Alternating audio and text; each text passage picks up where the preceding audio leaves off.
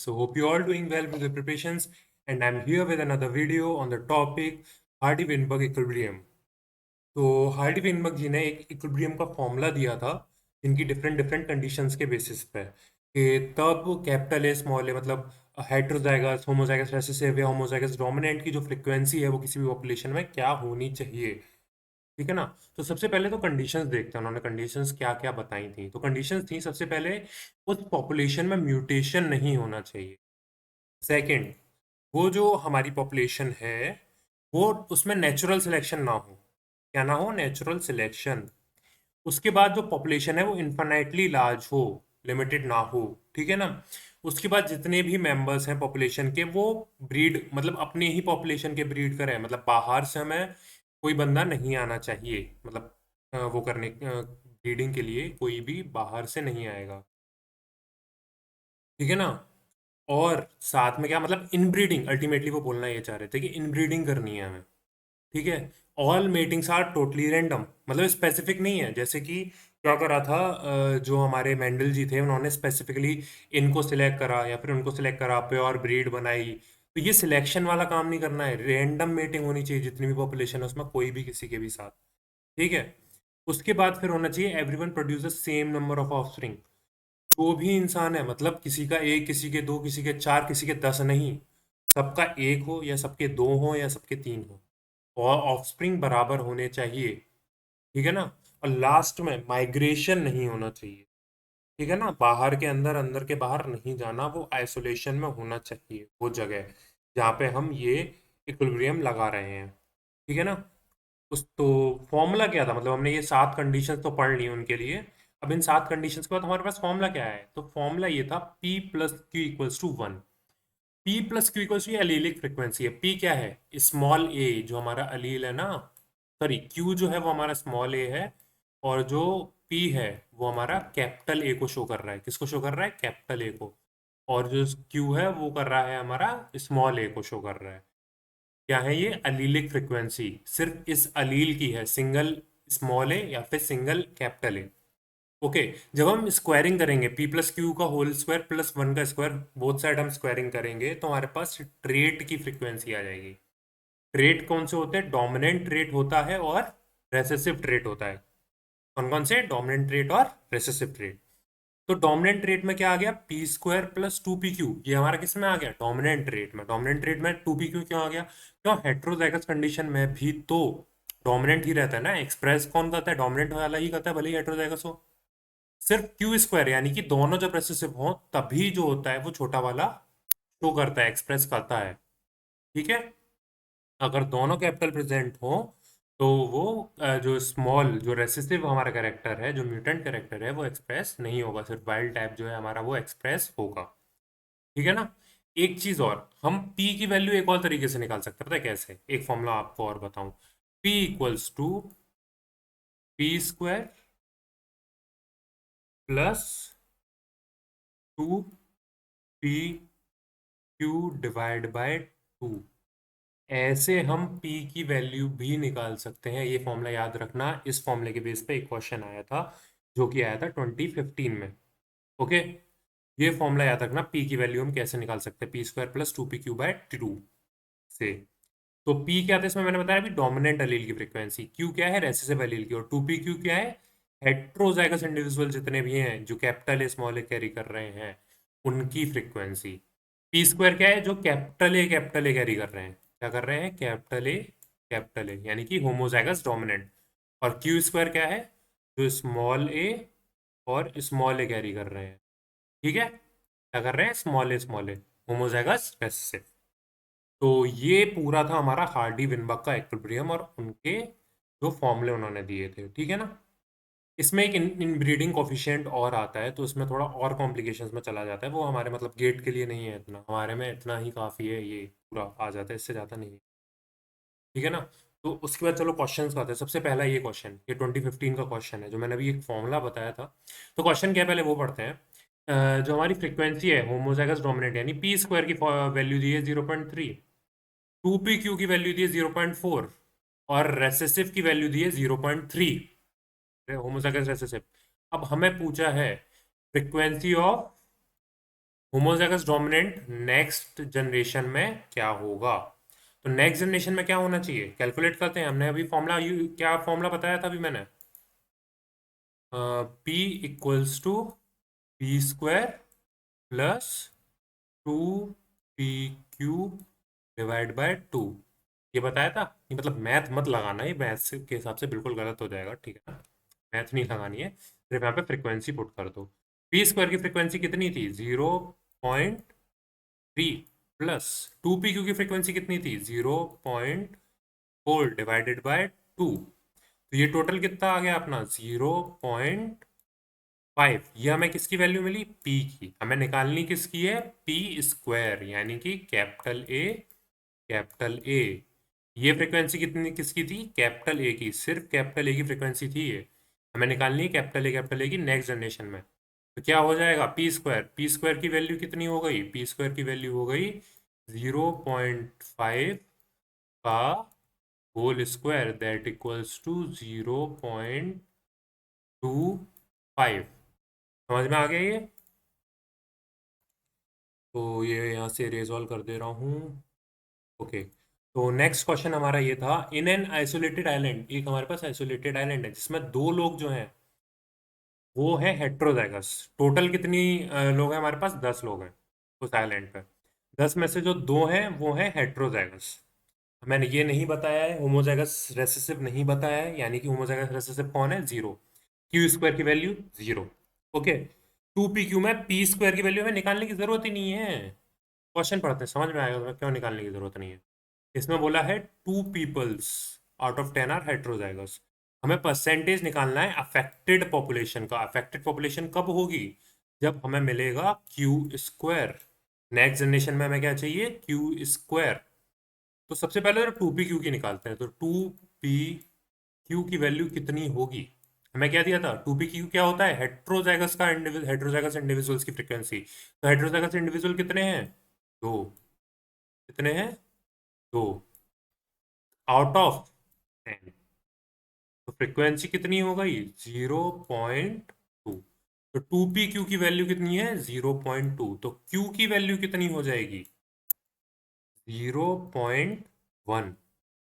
Q की value कितनी हो गई, 0.1। अब ये मत कहना कि 2 PQ, अब सर पी कहाँ गया। नहीं लगानी मैथ्स, इतनी मैथ में मत घुसो। सीधी बात है, 2 PQ यानी कि कैपिटल ए और स्मॉल ए दोनों है।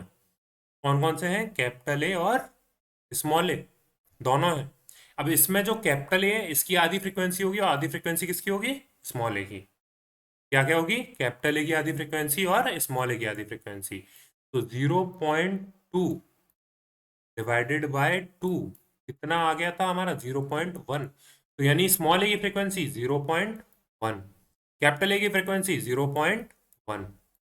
ठीक है, अब कैपिटल ए की हमारी टोटल फ्रीक्वेंसी निकालने के लिए हमारे पास फॉर्मूला क्या था, P square plus 2 PQ divide by 2।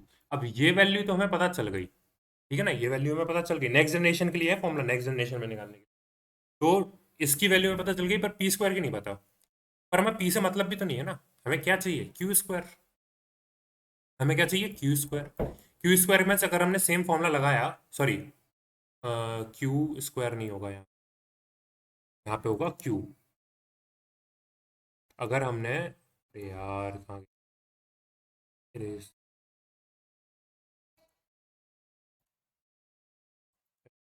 तो क्यूब में अगर हमने सेम फॉर्मूला लगाया तो ये हो जाएगा Q square plus 2 PQ divide by 2। अब हमें क्यू स्क्वायर की वैल्यू पता है क्या है, जीरो।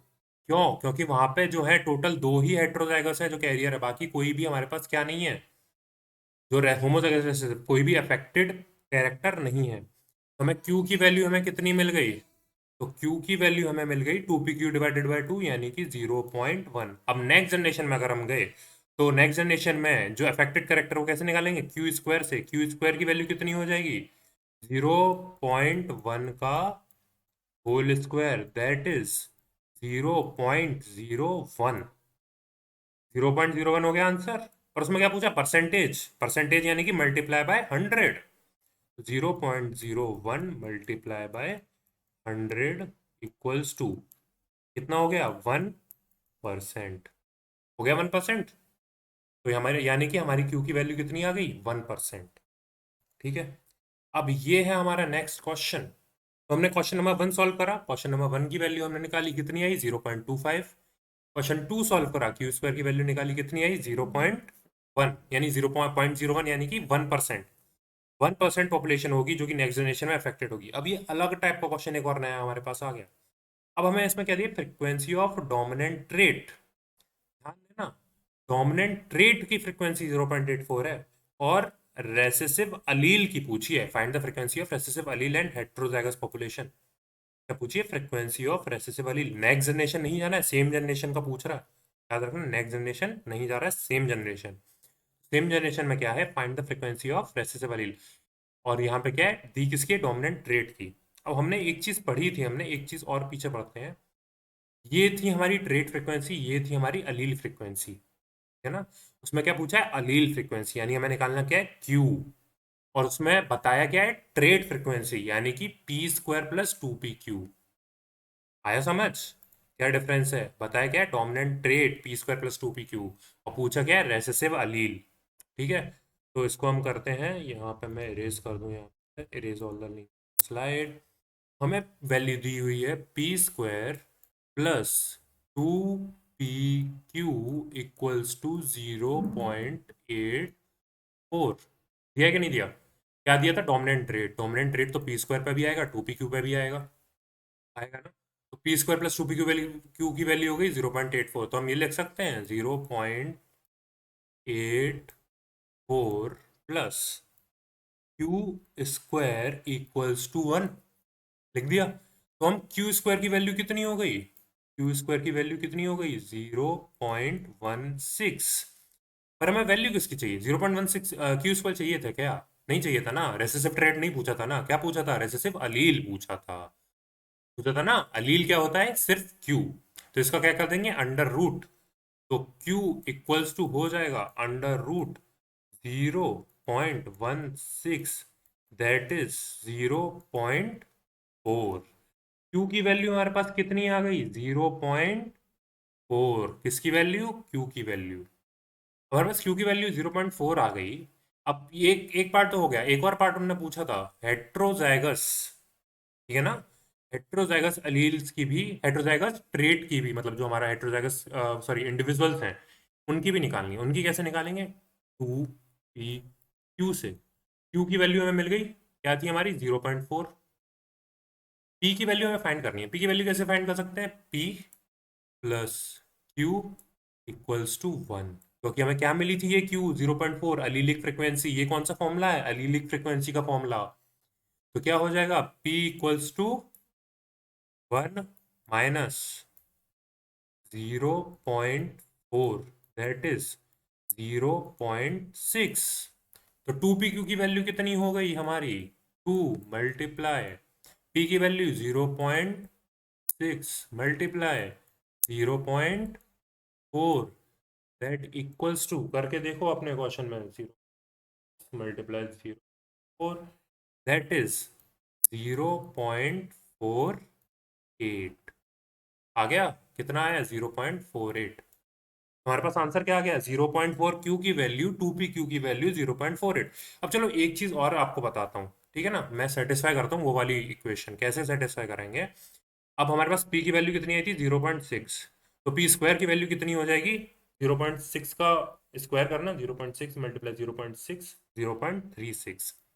कितनी हुई? 0.36 प्लस p की वैल्यू हमारे पास 0.36 आ गई। पी स्क्वायर की वैल्यू, सॉरी, पी की वैल्यू तो हमारी 0.6 थी, पी स्क्वायर की वैल्यू 0.36। 2pq की वैल्यू कितनी है? 0.48। 0.48 ऐड करना जरा, कितना आया? 0.48 प्लस 0.36। यार है 0.84 जैसा कुछ नजर आ रहा है। हमने कुछ पहले लिया था ना, p square plus 2pq equals to 0.84। यहाँ पे भी कुछ हमारे पास वैसा ही आ रहा है, 0.84।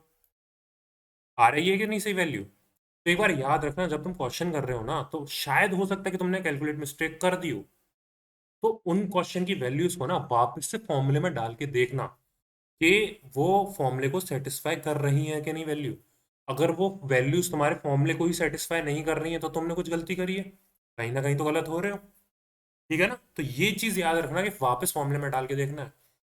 और आखिरी ये भी कर लेना, 0.84 प्लस क्यू की वैल्यू कितनी आई थी, क्यू स्क्वायर की वैल्यू 0.16 आई थी ना, 0.16, टोटल कितना आ गया 1। हमारे पास था ना p square plus 2 p q plus q square equals to 1, रखा के नहीं, p square plus 2 p q plus q q square, 0 है ये, इक्वल्स टू 1, आया ना, बिल्कुल करेक्ट आंसर। तो ये होती है हमारी हार्डी विनबिग इक्वेशन, ये टाइप के क्वेश्चन आते हैं हमारे में। ठीक है ना। एक टाइप का क्वेश्चन और आता है, उसमें क्या पूछा है, जैसे कि हमें दे दिया कि 25,000 लोगों में सिर्फ एक इंसान ऐसा है जिसको वो प्रॉब्लम है, जो है, तो नेक ये बताओ कि हेट्रोजाइगस की वैल्यू क्या होगी। यानी कि मैं पी स्क्वायर की वैल्यू दी है 1/25,000, मैं आपको करके बता देता हूँ एक बार, आपको समझ में आ जाएगा। हमें क्या दिया हुआ है कि 1/1, 1 इन 10,000 जो है, 10,000 में से एक इंसान है जिसको ये प्रॉब्लम है, जिसके पास स्मॉल स्मॉल है, मतलब कोई डिजीज है, वो 10,000 में से सिर्फ एक पर्सन को होती है, 10,000 में से सिर्फ एक पर्सन ऐसा होगा जिसको ये स्मॉल स्मॉल ए वो कैरी करेगा, यानी कि ये डिजीज होगी। ठीक है ना। तो ये हमें किसकी वैल्यू दी हुई है, 1/10,000, यानी क्यू स्क्वायर की वैल्यू। तो हमसे पूछता क्या है, अगर क्वेश्चन में क्या पूछेगा कि ये बताओ कि उसमें हेट्रोजाइगस यानी कि 2 पी क्यू, हेट्रोजाइगस कितने होंगे। अगर क्यू स्क्वायर की वैल्यू ये है, यानी कि 1/10,000 ये है, तो 2 पी क्यू कितने होंगे, यानी कैरियर कितने होंगे। क्वेश्चन समझ रहे हो, ये नहीं बताएगा 2 पी क्यू क्यू स्क्वायर, ये बोलता है वो अफेक्टेड होते हैं 1/10,000, 10,000 में से सिर्फ एक इंसान ऐसा होता है जिसको वो डिजीज इफेक्ट कर रही है, तो ये बताओ कैरियर कितने हैं, ये आता है क्वेश्चन। तो हमें पता चल गया 1/10,000 है जो कि अफेक्टेड, अफेक्टेड कौन से होते हैं, स्मॉल स्मॉल वाले अफेक्टेड होते हैं, तो क्यू स्क्वायर की वैल्यू होगी 10,000, हो गई 1/10,000।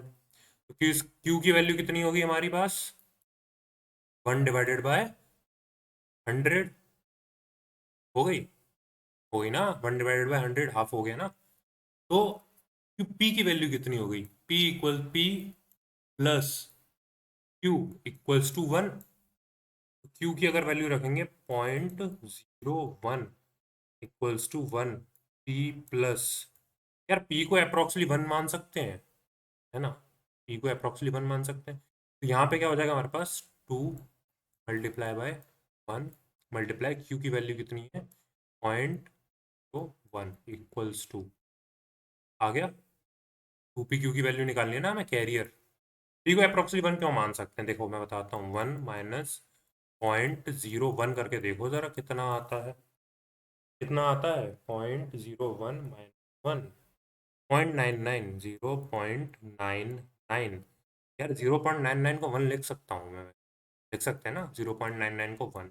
तो ऑलमोस्ट किसी भी इंसान के पास मतलब पी की जो वैल्यू है वो 1 रहेगी, तो क्यू की वैल्यू है 0.01 आई, तो इसका अप्रोक्सीमेटली 1 मान ले रहे हैं। तो 2 पी क्यू की वैल्यू कितनी कैसे निकालेंगे, 2 × 1 × 0.01, तो ये हो गई 0.02, और इसको लिख सकते हैं 1/, क्या लिख सकते हैं, पॉइंट हटाया नीचे, पॉइंट को हटाया नीचे आया 100, 2 से 100 कैंसिल करा तो आ गया 50, क्या हो गई वैल्यू 50, हो गई वैल्यू 50। तो 1/50 यानी 50 पीपल्स में से एक इंसान ऐसा होगा जो कि कैरियर होगा, और एक 10,000 में से एक इंसान होगा जो वो अफेक्टेड होगा। हम क्या कर रहे हैं, पी को जो है ना एक ऑटो वो क्या कहते हैं अप्रोक्सीमेटली 1 मान के चल रहे हैं, क्यों, क्योंकि 0.99 यार 1 ही मान ले रहे हैं ना, और कितना जाओगे अंदर, उसको अगर रखोगे तुम्हारी कैलकुलेशन बिगड़ेगी, यहाँ पे बहुत गंदी सी वैल्यू आ रही होगी, अप्रोक्सीमेटली 1/50 ही आएगा। वहाँ पे वो लोग इतनी वो नहीं जाते हैं, डेसिमल में नहीं पूछते हैं, वो अप्रोक्सीमेट नंबर पूछते हैं, रेशियो वाले नंबर पूछे जाते हैं। तो आंसर क्या हो जाएगा हमारा, 1/50, कैसे 1/50, 2 × 1 × 0.01, ये हो गया 0.02, यानी कि 1/50। ठीक है, ये हो गया आंसर। तो इस टाइप के क्वेश्चंस और आते हैं, तो ये भी कवर हो गए आपके। तो हार्डी विनबर्ग में टोटल इसी टाइप के क्वेश्चन आते हैं, इससे ज़्यादा कोई मतलब एक्स्ट्रा नहीं पूछेगा, इतनी टाइप के क्वेश्चन आते हैं ऑलमोस्ट गेट में। गेट के मैं बता रहा हूँ। बाकी CSIR में कुछ एक इनब्रीडिंग कोफिशिएंट वाले क्वेश्चंस भी आ जाते हैं, उसका एक अलग फॉर्मूला होता है, बिल्कुल अलग चीज़ होती है। मतलब AC फॉर्मूले में इनब्रीडिंग कोफिशिएंट भी ऐड हो जाता है और फिर इनब्रीडिंग कोफिशिएंट निकालना होता है। ठीक है, वो अलग चीज़ पड़ जाती है। ये अलग मतलब थोड़ा एक्स्ट्रा करना पड़ता है। यहाँ पे गेट में हमारे पास इतने ही आते हैं, CSIR में भी इतने ही आते हैं, ज़्यादा नहीं आता है। कभी कभार हो सकता है कि इनब्रीडिंग कोफिशिएंट वाला क्वेश्चन आ जाए, तो उसके लिए आपको क्या करना है ना, इनब्रीडिंग कोफिशिएंट वाले फॉर्मूले देख लेना। कॉन्सेप्ट यही लगेगा पूरा, बस इनब्रीडिंग कोफिशिएंट वाले फॉर्मूले देख लेना, उससे ये काम आपका हो जाएगा। ठीक है, तो यही था आज की वीडियो के लिए। थैंक यू, आपने अभी तक देखा। तो सबसे पहले तो लाइक करो, सब्सक्राइब करो और शेयर करो ये वीडियो को। और आपके पास कोई भी क्वेश्चन हो इससे रिलेटेड, आपको कोई भी दिक्कत आई हो इस पूरी वीडियो में, तो कमेंट करो। या फिर आप मेरे को टेलीग्राम पे भी क्वेश्चन भेज सकते हो कि ये क्वेश्चन मुझे नहीं आया, या वहाँ पे DM कर सकते हो। आप इंस्टाग्राम, लिंक्डइन पे मेरे को फॉलो कर सकते हो, वहाँ पे भी DM कर सकते हो। अगर आपको कोई क्वेश्चन आए, मैं वहाँ पे भी हेल्प करूँगा।